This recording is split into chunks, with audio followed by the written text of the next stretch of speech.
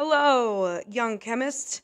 Okay, so I'm super excited. We are now starting to finally get into some good stuff.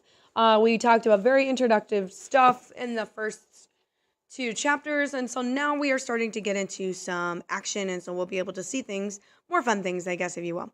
So we need to talk about the concept of atoms.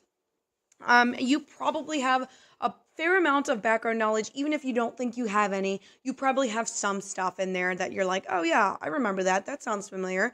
And so we are going to go into super detail. Eventually, you'll probably hate atoms because we will know everything there is to know about an atom. So this is chapter 3, section 1. If you look at the reading, every reading for some reason prints out as chapter, it just all says chapter 1. Please ignore that and go with the chapter numbers that I give you. All right, so after this video, you should be able to explain the law of conservation of mass, the law of definite proportions, and the law of multiple proportions. Do not worry exactly more about the multiple proportions one. Definite proportions is kind of more what I'm leaning towards. And then you should also be able to describe Democritus and John Dalton's contribution to the atomic theory. So let's talk about a guy named Democritus. And I am going to tell you right now that I feel very strongly about the history involved with the atomic theory and the cell theory, but you guys aren't learning about the cell theory. But I feel it's really important to learn about these contributions because this helps shapes what we know today and could possibly reshape in the future.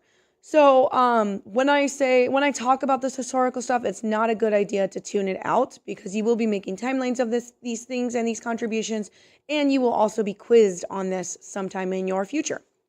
All right, so Democritus was a Greek philosopher who lived from 460 BC until 370 BC. So super freaking old, right? So anything that Democritus, a person who's thousands of years old at this point, has contributed is probably pretty significant, right? Because back in those days, they didn't have the technology we have now. They didn't have the luxury of looking things up on Google. They just inferred things and made some guesses, right? So, I mean, little joke here. I don't think you'll think it's funny, but how did we go from Democritus, this guy who had no technology, to contributing to the atomic theory, to kids eating Tide Pods? Like what happened? I mean, stew on that while you're watching this. Anyways, I wasted a good minute there. So anyways, Democritus was the first person to suggest the idea of the atom as the basic unit of matter. Okay, so remember, the smallest unit of matter is an element. The basic unit of matter is an atom. So if you can break down it, eventually, you can break down an element to a very small thing, and it's known as an atom. Can't go any further. So an atom, the word atom, comes from the Greek word atomos, meaning indivisible, meaning you can no longer divide it any further. That's the farthest you go. That's ground zero, if you will. Unfortunately for Democritus, he spoke from a very philosophical, but he spoke from like a philosophical point. So many people didn't actually believe him. He had really nothing to support his claim. People are like, no, I can't see those small little things you're talking about, so you're crazy. So he's really taken as quite a pretty big joke, and it's kind of sad because the poor guy was really sitting on something pretty strong. Let's take a pause, I guess I should say, from history. So remember, we had Democritus who came up with this idea of atoms, and then people forgot about it, right? Because that's kind of crazy to think about. But before anybody even started talking about atoms again, there were different discoveries done in chemistry. And many of these things involved elements. So believe it or not, elements were discovered and studied more extensively than the atom, which kind of sounds backwards, right? Because a whole bunch of atoms of the same element make up that element. How could we not talk about those before? Well, because we didn't have the technology to know it even existed, we kind of ignored it. But there were many advances that helped lead into the idea of the atomic theory. So chemists had accepted the definition of an element, like I already mentioned, and they knew that it can be broken down into simpler substances by ordinary chemical means. So you have an element, and that's the simplest form of matter. It's also clear that elements combine with one another from complex substances called compounds, right? We learned about that. Elements can combine. They are not the same. They don't hold the same properties as their reactants, but they can chemically combine. And they all have their own unique properties. These are all things you should remember from last chapter. So during this time of like this downtime between Democritus and the next discoverer of the atomic theory, there came this idea of putting numbers towards chemical reactions. And so chemists became very curious about these numbers, that when you combine certain elements, they seem to come up with the same mass and same proportions, if you will. So one of the laws that I want you to know is called the law of conservation of mass. And this law states that during a chemical reaction, the total mass of the products must be equal to the total mass of their reactants. So in other words, mass cannot be created or destroyed. And you know this is true because we have balanced chemical reactions. And I can also prove this to you if you would like. And I'll show you a video. We can do this in lab, which I do plan on you doing this in lab. So the discovery that mass is always conserved in chemical reactions was soon followed by another law known as the law of definite proportions, stating that a given chemical compound always contains the same elements in the exact same proportions by mass. So, for example, if we're looking at pure water, hydrogen to oxygens, the proportions or the mass percentages are 11.19% hydrogen to 88.81% oxygen by mass. It does not matter where the sample of water came from or how it was prepared, its composition will always be true to that.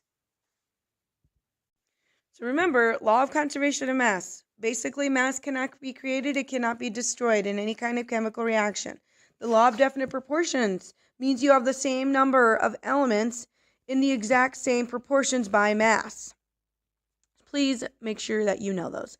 And these laws really helped validate the idea of the atom and its discovery. So remember, Democritus had nothing to back up his claim. Now we are getting into a time where scientists had the opportunity to use data to support their claims. And that is the strongest piece of evidence you can use when you're supporting your claim. All right, let's talk about John Dalton now. So in our timeline, we talked about Democritus and his contribution. Now we are going to talk about John Dalton, who happened to be a school teacher. So shout out to school teachers, right? We can do big things if we really set our minds to it. So in 1808, like I said, a school teacher, he was also a chemist, formulated an atomic theory based on the law of conservation of mass, the law of definite proportions, and even the law of multiple proportions, but we're not going into super details. I feel like that's way too confusing to get around to. We will talk about it, but I'm not going to expect you to do any of the math for it because it's a ratio thing and it can be harder to visualize. So anyways, John Dalton comes up with this theory using all three of these laws to help support his claim. And so what he says is that all matter is composed of extremely small particles called atoms. Basically stole that from Democritus. So here you go, poor Demo. He's like, okay, that's my thing, but it's all right. You can have it because I guess you can support it. So John Dalton takes Democritus' idea and expands it, if you will. Atoms of the same element are identical in terms of size, mass, and other properties. Okay, so an atom of a particular element has the same size, mass, and properties as those same atoms. Atoms of one element are different from the atoms of another element. So, for example, the atoms of hydrogen are so different than the atoms of oxygen. So the atoms of hydrogen give the hydrogen element those particular properties based on electrons, neutrons, protons, all of those things that we'll eventually get to talking about. And so John Dalton had no idea any of these things existed, but he could already tell you that, hey, these are different than these ones, just based off what I'm looking at for properties of hydrogen compared to oxygen or sodium compared to beryllium. The third thing he said was that atoms of different elements can chemically combine with one another in simple whole number ratios to form chemical compounds, right? If I have carbon dioxide, 1 carbon, 2 oxygen, that is the compound that will always, and that proportion will always make the compound carbon dioxide. CO or excuse me, C2O2, which I don't think is a thing, but I'm just making that up for example, that will make a completely different substance, okay, with different properties. So again, another thing that he noticed, and this one was probably a little bit more easy to notice because they were able to make chemical reactions happen. Chemical reactions can be described as the separation, combination, or rearrangement of atoms. Atoms of one element cannot be changed into atoms of a different element as a result of a chemical reaction.